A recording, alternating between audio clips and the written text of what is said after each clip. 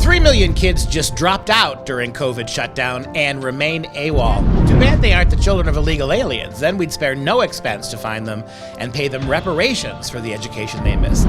I'm Dr. Duke, she's Katie, and this is the borderless, wall-less Dr. Duke Show.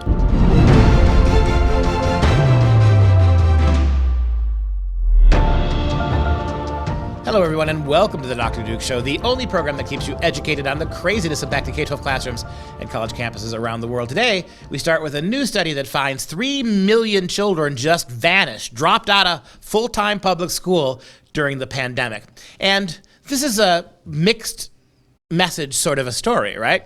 I mean, on the one hand, that's 3 million kids who aren't getting in-your-face transgenderism, who aren't getting in their face watered-down cultural math. On the other hand, what happened to those kids? It's going to be very interesting to see what happens to them moving forward. And this is a New York Times report that about 3 million students have just completely dropped out of full-time school because of the shift to virtual learning. And the poor and minorities, as always, hit most. So as bad as it was for your kids, the average kid to go to school, apparently, like everything else in this world, if you were in any way disadvantaged, it's made worse. By one estimate, 3 million students nationwide, roughly the school-age population of the state of Florida, stopped going to classes, virtual or in person, after the pandemic began. And it cited a study from Bellwether Education Partners. The study also found that in major cities, including cities like Los Angeles, California, Washington, D.C., where teachers' unions have pressured school districts to keep virtual learning and teachers out of classrooms, students dropped out more. So the more the teachers' unions pushed for no live school, the more student casualties nationwide. And basically the teachers' unions are the ones in the big cities, and the big cities is where the minorities live. Mm-hmm. Therefore, most of the dropouts are related back to that. But according to this study, they talked about in LA how it's a 15 to 20% of English learners, students in foster care, students with disabilities, and homeless students did not access any of their district's online educational materials from March through May. So question. 15 to 20%, and it's not those white kids that we're always talking about. So if homeless kids didn't access, how would they be able to otherwise? How do you measure homeless participation? I mean, if you don't got a home to go to, but you got a cardboard box under the bridge that you're able to access this for? How do they even measure these things? It's potential. Now in D.C., back to school family surveys found that 60% of students lacked the devices necessary for online education, and 27% lacked the high-speed internet access needed to successfully participate in virtual school. And then if you want to take a look at Miami-Dade County, 16,000 fewer students actually enrolled this fall compared to last year. In Miami-Dade County is heavily minority population. So if you're looking at who's being affected most about this, it's not those white kids that we like to talk about and yell about and complain about. But you see, the counter argument is this just shows how rampant white privilege is. Yeah, absolutely. White privilege. But who's in control in those areas as well? Who? In LA? In LA? It's all the Democrats leading the way. So if you want to talk about who's at fault, why this white supremacy, how about we talk about the government officials? Who's at fault? Teachers' unions. Who's at fault? I think there's a lot of blame that goes on the teachers' unions with this. How many stories have we done about teachers' union people when they weren't going to school? Were taking vacations to remember Mexico and Jamaica, Bahamas, and the Caribbean. For sure. We actually have a group of was it one city in California that was actually using stimulus money they got from the state for COVID to give their teachers vacation bonuses. We've also got Randy Weingarten, the union boss at the second largest teachers union in the country, who came out last week. We did a story about it. All gung ho for to classes to start in the fall because millions of public school kids are vanishing. That's money out of their pockets. Although she even amended that, came back a couple of days ago and said, oh well, but they're going to have masks on in the fall. They're going to have to social distance in the fall. So the teachers unions can't get out of their own way. They what this shows us is they see your kids as a number, a financial number. Each kid represents so much money for so many school districts. That's it. If they could find a way to make that money on your kids and never, ever have to teach them in person again, they'd go for it. It's all about the money.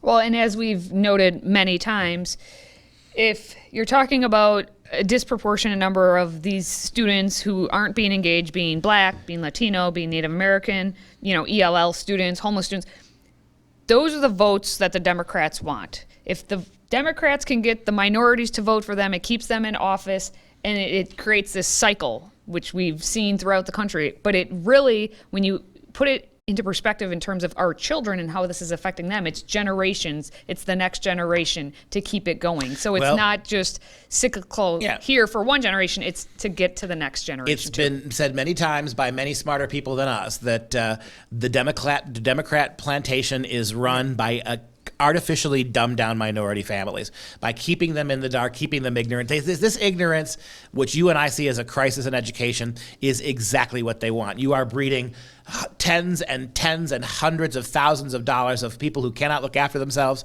unable to get jobs, unable to have careers, unable to be entrepreneurs, who for the next 100 years will rely exclusively on government for everything, will turn to government for every aspect of life, therefore ushering in, finally, the Democrat social utopia.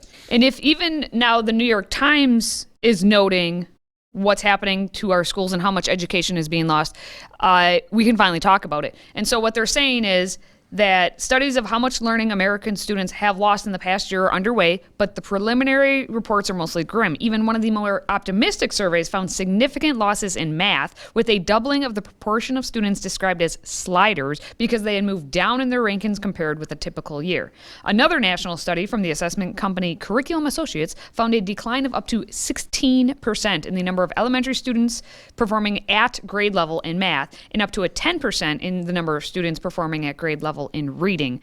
And we already know what their grade level is and how low of expectations that is, and then how poor they're even doing that to get to that level. So it's just sliders. They're just going down. And while the schools are engaging in really what some people have called racism, right? You are systematically disenfranchising more and more brown and black skinned kids and condemning them to this, like you said, the cycle of poverty. What are the teachers unions up to? Meanwhile, teachers unions have been pressing to keep schools closed, claiming in some instances that the push to return to classrooms is racist. So it's racist to have to teach those black and brown skinned kids in class because I guess what? They're going to make you sick. But it's not racist to chase them away and leave them intellectually unprepared for anything in life at all.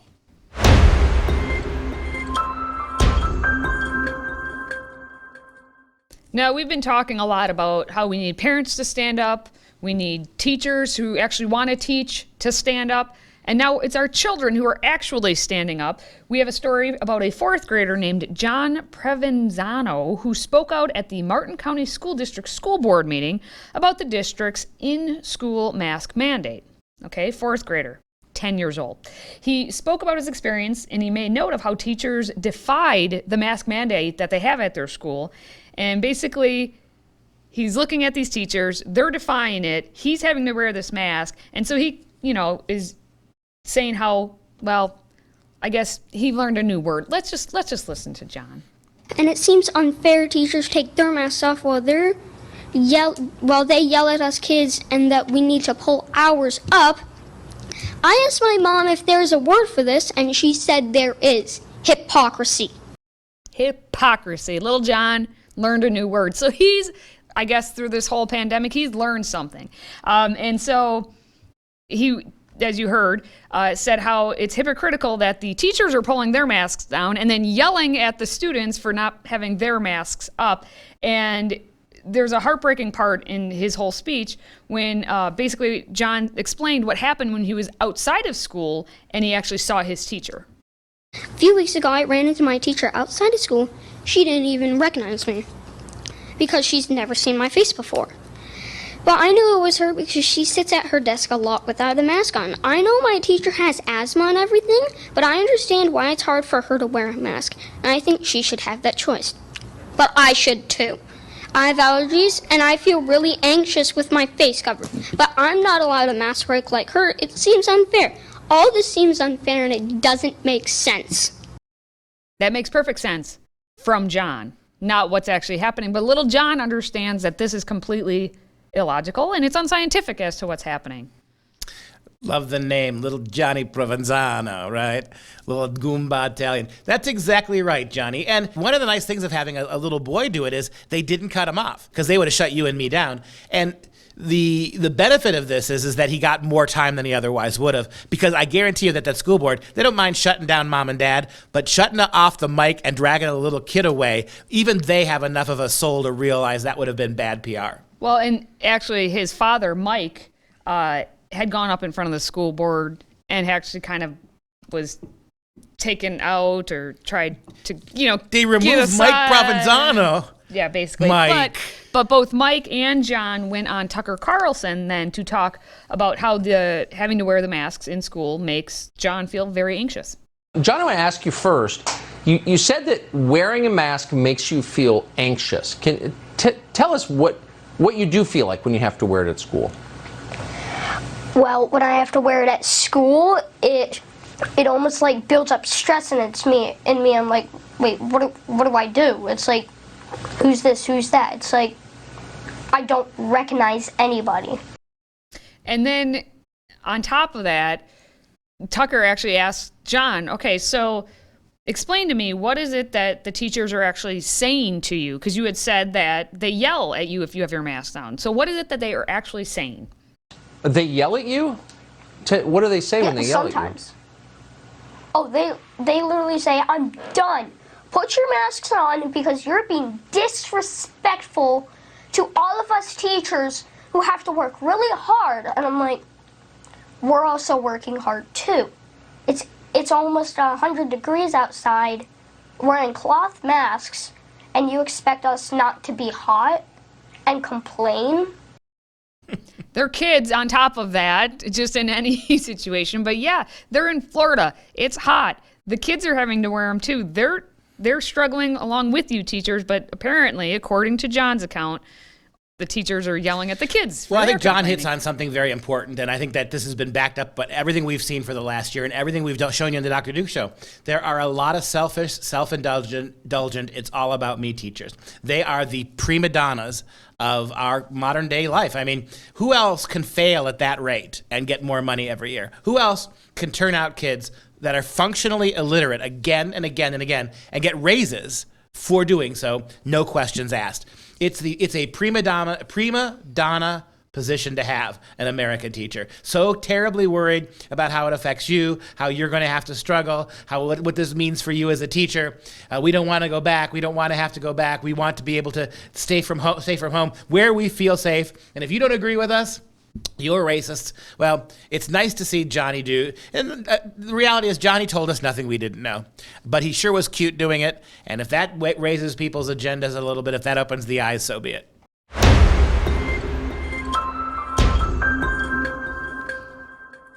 Well, John was a cute little kid, but we have another youngster who decided to go in front of the school board. And this one, she's a little sassy.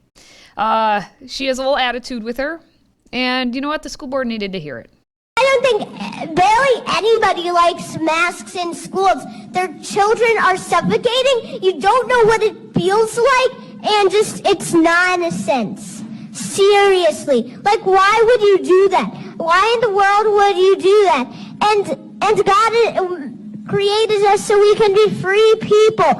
And we're not being free here or at public schools. Okay? So I would take your masks off if I were you. And I'm not wearing a mask right now, and I never will as much as I can. Now, the problem with that is that girl is so young. What's going to happen is they're going to see this as some kind of educational malfeasance on the part of the parents. That mom and dad have brainwashed this kid. That can you imagine Fauci, what he would say about this? Let me play Fauci if I can. Let me try to tamp down all my animal magnetism and charisma to become as Bill Gates-like a social creature as Fauci is. Well, the real problem with that is that you've got younger generations now being coached by their parents to believe that masks and vaccines are bad things. This is really not a good thing for America. And when I was back in the 80s working on the AIDS virus, that the vaccine that we never got, I never succeeded with that project, but we had to warn people against this kind of stereotyping of children and programming kids to feel this way. And so, Senator Fauci, I want to just let you know that we really, really do need masks, and we really need little girls like that to wear their masks. I'm sorry, did you say something? I'm Anthony Fauci. I made a lot of money. I got most rich. in the federal government. I really Congratulations. I was the highest paid federal employee, and I'm going to use that money. I'm going to go to Toastmasters and learn how to talk publicly. That's what I'm going to do. I was going to join Toastmasters. Anyway. Only if they wear masks. All the time. Toastmasters wearing masks. Okay, well, the little girl, she said her name at the beginning, which we didn't play that part. I think she said Sarah, but she was kind of sassy, so she wanted to get to her point. But Cook is her last name, so it may be Sarah Cook. And she was in front of the Collier County School Board. Also in Florida. Yeah, what's interesting? What's happening in you almost Florida? wonder, like, this is Florida, man. These kids are all auditioning now for America's Kids Got Talent, right? Did you see how fast she went to the hips? She pivoted to the hips quickly. And if you watch the entire clip, she did, as soon as someone hooted and hollered, then she knows how to work the crowd. She does. I think she gave some good advice that if I would take my mask off if I were you. It's a good on her. I will never wear masks as long as I cannot do so. Yes, and another part we didn't play, she says that George Washington created America so we could be free citizens. George Washington created America. At least she's heard it. She didn't say that rapist, I was gonna say, slave-owning. Everybody else is so white past George. Supremacist. George is so passe. Now, I will note, and this is where you may come in with that comment about the parent malfeasance, I did find an article about someone named Dan Cook, same last name, could be maybe dad, we don't know, who spoke out at a different school board meeting about a month ago. And at that school board meeting, there were several people. I don't know if Dan was one of them. Again, don't know if that's related at all to our young girl here, but several protesters were escorted out because they were not obliged to wearing the mask. But he was quoted in an article saying, "What I'm asking the school board is simply to be reasonable. Give children at public schools the choice."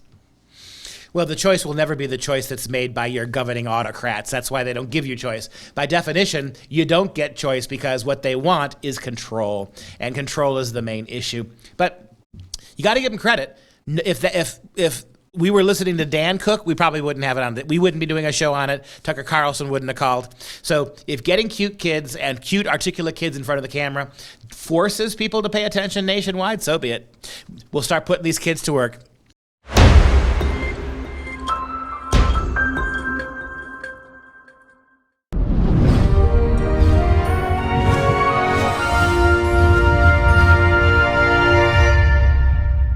This week on Instant Classics, as you will see at the end of the week for the Dr. Duke Show, we're going to feature some individuals who are being canceled by the progressive left. One of them is Adam Smith, the great economist.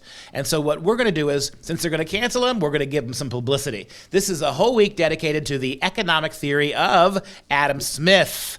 He was born in 1723, 1790. He died a complete and total figure of the Enlightenment. He was a Scottish economist, a philosopher, a pioneer of political economy, and a key figure during the Scottish Enlightenment, also known as the father of economics. He's your daddy, economics, or the father of capitalism.